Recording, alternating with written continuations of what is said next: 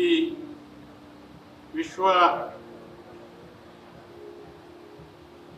ಉದ್ಯಮಿ ಒಕ್ಕಲಿಗ ಕಾರ್ಯಕ್ರಮದ ಮುಖ್ಯ ಆಯೋಜಕರು ಮಾರ್ಗದರ್ಶಕರು ಆಗಿರ್ತಕ್ಕಂತಹ ಜಯರಾಮ್ ಅವರೇ, ಅಧ್ಯಕ್ಷರಾಗಿರ್ತಕ್ಕಂತಹ ಮುನರಾಜು ಅವರೇ, ಎಲ್ಲ ಹಿರಿಯ ವಿಜ್ಞಾನಿಗಳೇ, ಆಹ್ವಾನಿತರೇ, ಆತ್ಮೀಯ ಬಂಧುಗಳೇ, ಕೃಷಿಗೆ ಉತ್ತಮ ಭವಿಷ್ಯ ಇದೆ. ಯಾರು ಕೂಡ ಚಿನ್ನ ಅಥವಾ ಹಣವನ್ನ ತಿಂದು ಜೀವನ ಮಾಡಲಿಕ್ಕೆ ಸಾಧ್ಯ ಇದೆಯಾ? ಅದರಿಂದ ಯಾರು ಕೂಡ ವಿಮುಖರಾಗಬೇಡಿ ಅಂತೇಳಿ ನಾನು ವಿನಂತಿ ಮಾಡ್ಕೊಳ್ತಾ ಇದ್ದೀನಿ. ನಾನು ಅಧ್ಯಕ್ಷರಿಗೆ ಹೇಳಿದೆ, ಕುಲಪತಿಗಳಿಗೆ, ಪರಿಸರ ಉಳಿದ್ರೆ ನಾವು ಉಳಿತೀವಿ, ಪರಿಸರ ನಾಶ ಆದರೆ ಇಡೀ ಜಗತ್ತು ಸರ್ವನಾಶ ಆಗ್ತದೆ. ನೀವೆಲ್ಲ ಕಂಡಿದ್ದೀರಿ, ಇವತ್ತು ಹವಾಮಾನದ ತಾಳ ಮೇಳ ತಪ್ತಾ ಇದೆ. ವಾಯುಭಾರ ಕುಸಿತ ಆಗ್ತಾ ಇದೆ ಹಲವಾರು ಬಾರಿ. ಹಿಂದೆ ನಾವು ಚಿಕ್ಕವರಾಗಿದ್ದಾಗ ಎಲ್ಲೋ 4 ವರ್ಷಕ್ಕೆ 5 ವರ್ಷಕ್ಕೊಂದ್ಸರಿ ವಾಯುಭಾರ ಕುಸಿತ ಆಗ್ತಾ ಇತ್ತು, ಚಂಡಮಾರುತಗಳು ಬರ್ತಾ ಇತ್ತು. ಈಗ ಎಲ್ಲೆಂದರಲ್ಲಿ ಒಂದಲ್ಲ ಒಂದು ಕಡೆ ವಾಯುಭಾರ ಕುಸಿತ ಉಂಟಾಗಿ ಚಂಡಮಾರುತಗಳು ಆಗ್ತಾ ಇರ್ತಕ್ಕಂಥದ್ದನ್ನು ನಾವು ಕಾಣ್ತಾ ಇದ್ದೀವಿ. ಇವತ್ತು ವಿಶ್ವದ ತಾಪಮಾನ ಅತಿ ಹೆಚ್ಚಾಗಿದೆ, ಭೂಮಿ ಬಿಸಿಯಾಗಿದೆ, ಆದ್ರಲ್ಲೇನೆ ಅಕಾಲಿಕ ಮಳೆಗಳು ಕೂಡ ಆಗ್ತಾ ಇದೆ. ಇದಕ್ಕೆ ಕಾರಣ ನಾವು ಪರಿಸರವನ್ನ ನಾಶ ಮಾಡಿಬಿಟ್ಟು, ಪರಿಸರ ನಾಶದಿಂದ ಇಷ್ಟೆಲ್ಲ ಅನಾಹುತಗಳು ಕೂಡ ಆಗ್ತಾ ಇದ್ದೇವೆ ಅಂತಕ್ಕಂಥದ್ದನ್ನ ನಾವು ಮನಗಾಣದೇ ಇದ್ರೆ ಮುಂದಿನ ದಿನಗಳಲ್ಲಿ ನಮ್ಮ ಮುಂದಿನ ಪರಿವಾರಕ್ಕೆ, ಭವಿಷ್ಯದ ಮಕ್ಕಳಿಗೆ ಸ್ವರ್ಗವಾಗಿದ್ದ ಭೂಮಿಯನ್ನ ನರಕ ಮಾಡಿಕೊಟ್ಟು ನರಕ ದರ್ಶನವನ್ನು ಮಾಡಿಕೊಟ್ಟು ಹೋಗ್ಬೇಕಾಗ್ತದೆ. ಸುಮಾರು ಇಡೀ ಜಗತ್ತಿನಲ್ಲಿ 800 ಕೋಟಿಗೂ ಹೆಚ್ಚು ಜನಸಂಖ್ಯೆ, ಅದಕ್ಕಿಂತಲೂ ಅತ್ಯಧಿಕ ಜೀವಸಂಕುಲಗಳು ಕೂಡ ಇದ್ದಾವೆ. ಅವೆಲ್ಲವನ್ನೂ ರಕ್ಷಿಸ್ತಕ್ಕಂಥ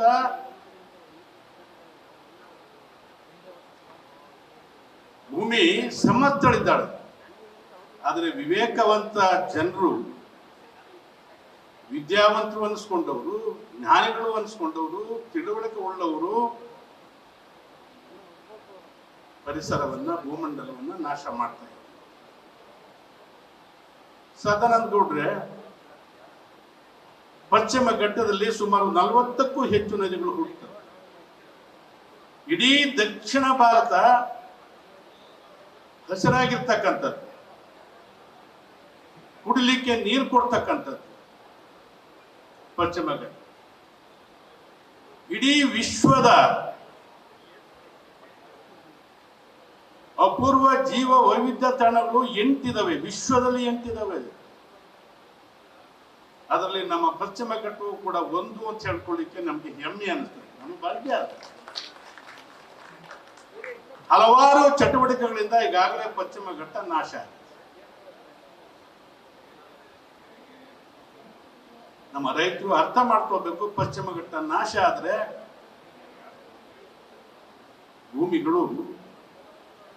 ಭೂಮಿಯಲ್ಲಿ ಸೃಷ್ಟಿಯಾಗ್ತಕ್ಕಂಥ ನದಿಗಳು ಮಾಯ ಆಗ್ತವೆ. ಅತಿವೃಷ್ಟಿ ಕಾಲದಲ್ಲಿಯೂ ಕೂಡ, ವರ್ಷದಲ್ಲಿಯೂ ಕೂಡ ಬೇಸಿಗೆಯಲ್ಲಿ ನಾವು ಜಲಕ್ಷಾಮವನ್ನು ಕಾಣ್ತೀವಿ. ಯಾಕೆ?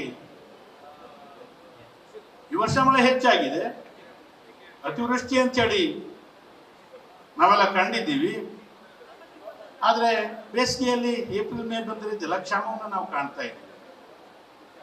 ನದಿಗಳೆಲ್ಲ ಬಚ್ಚಿ ಹೋಗ್ತವೆ. ಯಾಕೆ? ಕಾಡನ್ನು ಕಡಿದ್ವಿ, ನಾಶ ಮಾಡಿದ್ವಿ, ಬೆಟ್ಟಗುಡ್ಡಗಳನ್ನು ನಾಶ ಮಾಡಿದ್ವಿ. ಆ ನೀರನ್ನ ಹಿಡಿದಿರ್ತಕ್ಕಂಥ ಧಾರಣ ಶಕ್ತಿ ಸುರೇಶ್ ಅವರೇ ಭೂಮಿಗೆ ನೀರನ್ನು ಹಿಡಿದಿರ್ತಕ್ಕಂಥ ಧಾರಣ ಶಕ್ತಿ ಕಡಿಮೆ ಆಗುತ್ತೆ. ಅತಿವೃಷ್ಟಿ ಕಾಲದಲ್ಲಿಯೂ ಕೂಡ ಜಲಕ್ಷಾಮವನ್ನು ಕಾಣ್ತಿ ಯಾಕೆ? ನೀರು ಬತ್ತಿ ಹೋಗ್ತಾ ಇದೆ. ನಾವೀ ಪರಿಸರವನ್ನ ರಕ್ಷಣೆ ಮಾಡದೇ ಇದ್ರೆ ಮುಂದಿನ ದಿನಗಳಲ್ಲಿ ಬಹಳ ದೊಡ್ಡ ಅನಾಹುತವನ್ನ ಎದುರಿಸಬೇಕಾಗ್ತದೆ. ಈಗ ಬೆಂಗಳೂರನ್ನ ತೆಗೆದುಕೊಳ್ಳಿ, 1970ರಲ್ಲಿ 68.2% ಹೊಸರಿತ್ತು. ಅದಕ್ಕಾಗಿಯೇ ಬೆಂಗಳೂರನ್ನ ಉದ್ಯಾನ ನಗರಿ ಅಂತೇಳಿ ಕರೆದು. ಇದು ನನ್ನ ವರದಿ ಅಲ್ಲ, ಇಂಡಿಯನ್ ಇನ್ಸ್ಟಿಟ್ಯೂಟ್ ಆಫ್ ಸೈನ್ಸ್ನವ್ರು ಕೊಟ್ಟಿರ್ತಕ್ಕಂಥ ವರದಿ, ವೈಜ್ಞಾನಿಕ ವರದಿ. ಇವತ್ತೆಷ್ಟಿದೆ ಗೊತ್ತಾ? 68.2% ಹೋಗಿ ಕೇವಲ 3% ಇದೆ. ಉದ್ಯಾನ ನಗರಿ ಅಧ್ವಾನ ನಗರಿ ಆಗೋಯ್ತು. ಇಡೀ ವಿಶ್ವದಲ್ಲಿ 30 ವಿಷಪೂರಿತ ನಗರಗಳಿದಾವೆ. ಅದರಲ್ಲಿ ಭಾರತದಲ್ಲಿಯೇ 22 ನಗರಗಳಿದಾವೆ.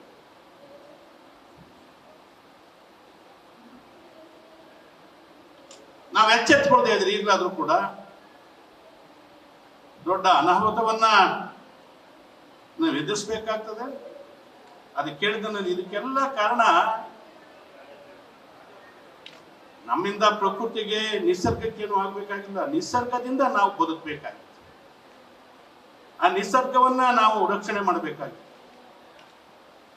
ಮಲ್ನಾಡವ್ರದ್ದು ಧ್ವನಿ ಎತ್ತಿದ್ದಾರೆ, ಶಿವಮೊಗ್ಗದವರು, ದಕ್ಷಿಣ ಕನ್ನಡದವರು, ಉತ್ತರ ಕನ್ನಡದವರು. ಪಶ್ಚಿಮ ಘಟ್ಟವನ್ನ ನಾಶ ಮಾಡಬಾರ್ದು. ಬಯಲುಸೀಮೆ ಮಾತನಾಡ್ತಿಲ್ಲ. ನಿಮಗೆ ಮುಖ್ಯವಾಗಿ ಬೇಕು, ನಮಗೆ ಮುಂದಕ್ಕೆ ಬೆಳೆ ಬೆಳೆಯಕ್ಕೆಲ್ಲ ಕುಡಿಯೋಕ್ಕೂ ನೀರಿರೋದಿಲ್ಲ, ತಿಳ್ಕೊಳ್ಳಿ. ಯಾಕೆ ಧ್ವನಿ ಎತ್ತೇ ಇಲ್ಲ? ರೈತ ಸಂಘ ಇರ್ಬೋದು, ರಕ್ಷಣಾ ವೇದಿಕೆಗಳಿರ್ಬೋದು, ನಾಡು ನುಡಿಯ ಬಗ್ಗೆ ಮಾತಾಡ್ತಕ್ಕಂಥವ್ರು ಇದ್ರ ಬಗ್ಗೆ ಯಾಕೆ ಧ್ವನಿ ಎತ್ತಾ ಇಲ್ಲ? ಧ್ವನಿ ಎತ್ತಬೇಕು ಅಂತಕ್ಕಂಥದ್ದು ನನ್ನ ವಿನಂತಿ, ವಿನಮ್ರ ವಿನಂತಿ. ನಾನು ಹೇಳಿದೆ, ಇದೆಲ್ಲವನ್ನು ಕೂಡ ನಾಶ ಮಾಡಿರ್ತಕ್ಕಂಥವ್ರು ವಿವೇಕವಂತ ಮಾನವರು ಅಂತ ಹೇಳಿ ಯಾರ್ಯಾರು ಬಂದಿದ್ದಾರೆ ನಾಶ ಮಾಡಲಿಕ್ಕೆ? ನಮ್ಮದು ಸಂಪದ್ಭರಿತ ರಾಜ್ಯ, ಸುಸಂಸ್ಕೃತ ರಾಜ್ಯ ಆಗಿತ್ತು. ಇವತ್ತೇನಾಗಿದೆ? ಲೂಟಿಕೊಳ್ಳುವ ರಾಜ್ಯ. ಭ್ರಷ್ಟಾಚಾರದಲ್ಲಿ ಒಂದೇ ಪಟ್ಟಿಗೆ ಬರ್ತಾ ಇದೀವಿ. ನಾಚಿಕೆ ಪಡ್ಕೋಬೇಕು, ನಾವೆಲ್ಲ ತಲೆ ತಗ್ಗಿಸ್ಬೇಕು ನೋವಿನಿಂದ. ಬ್ರಿಟಿಷ್ನವರು ನಮ್ಮನ್ನು ಆಳಿದ್ರು, 100 ವರ್ಷಗಳ ಕಾಲ ದೋಚಿದ್ರು ಇಲ್ಲಿಂದ ಸಂಪತ್ತನ್ನ ಅಂತ ಹೇಳಿದ್ರು. ಅದು ಸ್ವಲ್ಪ ಮಟ್ಟಿಗೆ ನಿಜ. ಆದ್ರೆ ಇವತ್ತೇನಾಗ್ತದೆ? ಯಾರು ಲೂಟಿ ಮಾಡ್ತಾ ಇದ್ದಾರೆ? ಈಸ್ಟ್ ಇಂಡಿಯಾ ಕಂಪನಿಯವ್ರು ಹೋಗ್ಬಿಟ್ರು. ಈಗ ಈಸ್ಟ್ ಇಂಡಿಯಾ ಕಂಪನಿಯವರು ನಮ್ಮವ್ರೆ. ಈಸ್ಟ್ ಇಂಡಿಯಾ ಕಂಪನಿಯವರು ನಮ್ಮನ್ನು ನುಂಗ್ತಾ ಇದ್ದಾರೆ. ಮಾತಾಡ್ತಾ ಇದೀವ? ನಾವು ಜಾಗೃತರಾಗ್ತಾ ಇದೀವ? ಇವತ್ತು ನಮ್ಮ ನಾಡು ಹಾಳಾಗ್ತಾ ಇರ್ತಕ್ಕಂಥದ್ದು ಬೇರೆಯವರಿಂದ ಅಲ್ಲ. ಕಿತ್ತೂರು ರಾಣಿ ಚೆನ್ನಮ್ಮನ ಸೋಲಿಸಿದ್ಯಾರು? ಸಂಗೊಳ್ಳಿ ರಾಯಣ್ಣನ ಸೋಲಿಸಿದ್ಯಾರು? ಬ್ರಿಟಿಷ್ನವರ. ಟಿಪ್ಪು ಸುಲ್ತಾನ್ ಸೋಲಿಸಿದ್ಯಾರು? ಒಳಗಿರ್ತಕ್ಕಂಥ ಮೀಸಲಾತಿ. ಹಾಗೇನೆ ಇವತ್ತು ನಮ್ಮ ನಾಡಿನ ಸಂಪತ್ತನ್ನ ಕರಗಿಸ್ತಾ ಇರ್ತಕ್ಕಂಥವ್ರು, ನಾಡಿನ ಪರಿಸರವನ್ನ ನಾಶ ಮಾಡ್ತಾ ಇರ್ತಕ್ಕಂಥವ್ರು ನಮ್ಮವರು.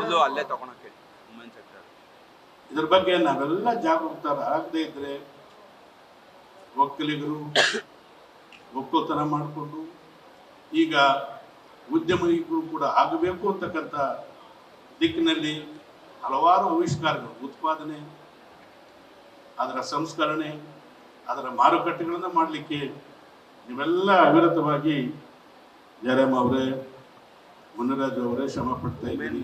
ಸಂಘಟನೆಗಳ ಜೊತೆ ಸೇರಿ ಇದು ಯಶಸ್ವಿ ಆಗಬೇಕು. ಎಲ್ಲರನ್ನು ಕೂಡ ಜಾಗೃತರನ್ನಾಗಿ ಮಾಡಬೇಕು. ಎಲ್ಲಕ್ಕಿಂತ ಮುಖ್ಯವಾಗಿ ನಾನು ಮೊದಲು ಹೇಳಿದಂಗೆ ಪರಿಸರ ಉಳಿದ್ರೆ ನಾವು ಉಳಿತೀವಿ. ಪರಿಸರ ಹಾಳಾದ್ರೆ ಯಾರು ಉಳಿಯೋದು. ಭೂಮಿ ತಾಯಿಯ ಎದೆಯನ್ನೇ ಬಗಿತಾ ಇದ್ದಾರೆ. ಎದೆ ಬಾಗಿದ್ರು ಸುಮ್ಮನೆ ನೋಡ್ಕೊಂಡು ಸುಮ್ಮನಿದೀವಿ ಮೌನವಾಗಿ. ಐನ್ಸ್ಟೀನ್ ಹೇಳಿದ ಮಾತನ್ನು ನಾವು ಒಂದನ್ನ ನೆನಪು ಮಾಡ್ತಾ ನನ್ನ ಮಾತನ್ನು ಮುಗಿಸ್ತೀನಿ. ಈ ಸಮಾಜ, ಈ ದೇಶ, ಈ ರಾಜ್ಯ, ಈ ನಾಡು ಹಾಳಾಗ್ತಾ ಇರ್ತಕ್ಕಂಥದ್ದು ಕೆಟ್ಟದ್ದನ್ನ ಕೆಡಕನ್ನು ಮಾಡೋದ್ರಿಂದ ಅಲ್ಲ. ಅದನ್ನು ನೋಡಿಕೊಂಡು, ಕಣ್ಣರೆ ನೋಡಿಕೊಂಡು ಮೌನ ವಹಿಸಿದೀವಲ್ಲ ಹೆಚ್ಚು ಜನ, ಅವರೇ ಕಾರಣಕರ್ತರು ಅಂತಕ್ಕಂಥ ಮಾತನ್ನು ಹೇಳಿದ್ದಾರೆ. ಅದನ್ನು ನೆನಪು ಮಾಡ್ತಾ ಈ ಒಂದು ಮೇಳ ಯಶಸ್ವಿಯಾಗಲಿ. ಒಕ್ಕಲಿಗರ ಒಕ್ಕಲ್ತನ ಏನಿದೆ ಅದನ್ನು ಬಿಟ್ಟು ಅದ್ರ ಜೊತೆಗೆ ಉದ್ಯಮಿಗಳು ಆಗಬೇಕು, ಸಂಸ್ಕರಣೆ ಮಾಡಬೇಕು, ರಫ್ತುನು ಕೂಡ ಮಾಡೋ ಮಟ್ಟಕ್ಕೆ ಎತ್ತರಕ್ಕೆ ಬೆಳಿಬೇಕು ಅಂತೇಳಿ ಏನು ಕಾರ್ಯಕ್ರಮವನ್ನು ರೂಪಿಸ್ಕೊಂಡಿದ್ದೀರಿ ಅದು ಯಶಸ್ವಿ ಆಗಲಿ ಅಂತೇಳಿ ನಾನು ಪ್ರಯತ್ನ ಮಾಡಿ ತಮಗೆಲ್ಲ ನನ್ನ ಹೃದಯ ತುಂಬಿದ ಧನ್ಯವಾದಗಳು ಹೇಳ್ತಾ ತಮಗೆಲ್ಲ ವಂದಿಸಿ ನನ್ನ ಮಾತು ಮುಗಿಸ್ತೇನೆ. ನಮಸ್ಕಾರ. ನಿಮ್ಮೆಲ್ಲರಿಗೂ ನನ್ನ ಹೃದಯ ತುಂಬಿದ ನಮಸ್ಕಾರಗಳು. ನ್ಯೂಸ್ ಫಸ್ಟ್ ನಿರ್ಭೀತಿಯಿಂದ ನಿಮ್ಮ ಪರವಾಗಿ.